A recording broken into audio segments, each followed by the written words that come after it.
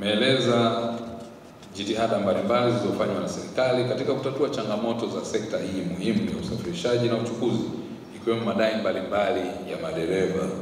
Ndugu zangu, sote ni mashahidi, serikali imechukua hatua mbalimbali katika kutafutia ufumbuzi changamoto za madereva, na hapa nimpongeze sana kamishna wa kazi kwa sababu amekuwa akishirikiana na viongozi wenu. Wapigeni makofi wote kwa pamoja. Ndugu washiriki, kuhusu hoja madereva kutokupewa mikataba ya ajira na pindi wanapoomba kusababisha kusimamishwa au kufukuzwa kazi.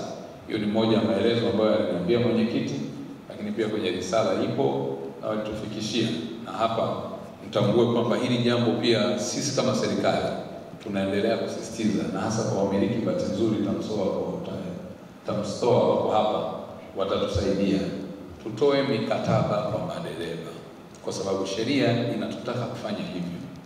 Ni wajibu wetu kutoa mkataba, kwa sababu ndio unaeleza, la kwanza, makubaliano ya msingi ya kati ya wewe mmiliki wa chombo na dereva, lakini cha pili, usalama wako wa chombo ni kupitia huo mkataba.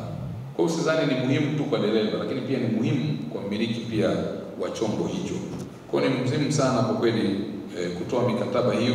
Inaeleza haki na wajibu wa dereva, haki na wajibu wa mmiliki pia. Lakini kuna stahiki nyingine za msingi, ikiwemo mshahara, ulipo kwa utaratibu gani, na ni takwa la kisheria, ulipo kwa mwezi, kwa wiki, ama kwa utaratibu mwingine wote ambao mtakubaliana, lakini uwe kimaandishi. Stahiki zako za michango ya kama kuwa umesajiliwa kwenye mfuko wa fidia kwa kufanya kazi. Tunaendesha vyombo vya ulinzi na usalama, vyombo vya kiacha vyombo vya ulinzi na usalama, sema tunaendesha vyombo vya moto, ndio neno sahihi, vyombo vya moto.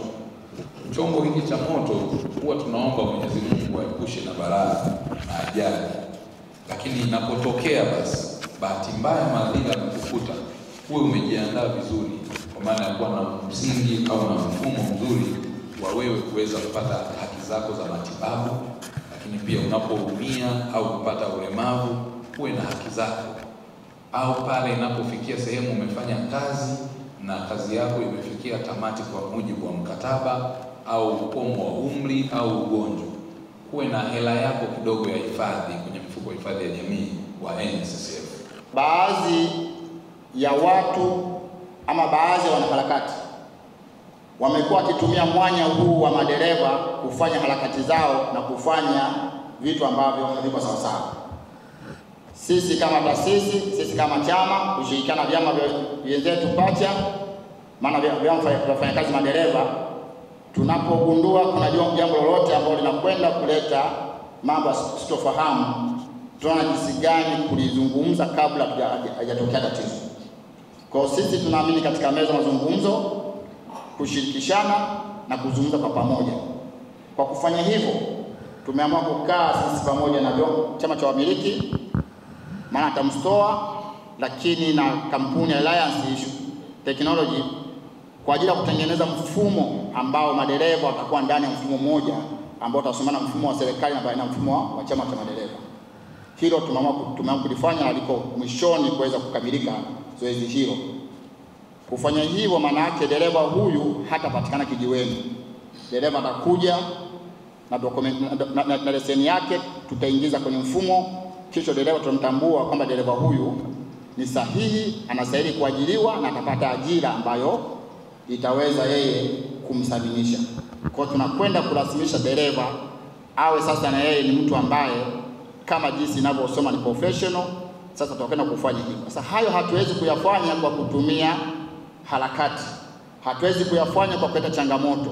Lazima sisi tukae, tuzungumze, tujadiliane kwa hiyo kama tunakwenda kumboreshea maisha huyu dereva. Matatizo yote ya madereva mliokuwa nayo, mna uwezo wa kuingia kwenye kanzidata na mkayasemea.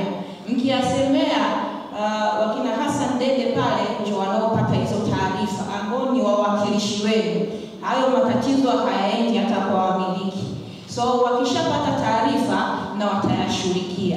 So jamani madereva, tunaombeni sana mjiandikishe, mjiregister kwenye kanzidata ambayo ni ya kwenu. Kanzidata inaitwa dereva, kama jina lilivyo dereva kwa Kiswahili kabisa. So ukiwa na mtandao, ukiingia kwenye internet unaandika tu dereva.co.tz. Sisi wamiliki wa malori, hasa chama cha TAMSTOL, tulikaa pamoja na viongozi wa madereva tukasema nini tufanye ili tuweze kupata data za wenzetu ambao watoe mikataba. Nini kifanyike? Kwa sababu kuna wakati kamishna aliniambia hebu nipe orodha ya watu wasiotoa mikataba. Kwa hiyo tukaona tutengeneze database ya madereva ambayo itasimamiwa na madereva wenyewe, sio wamiliki wa malori, madereva wenyewe.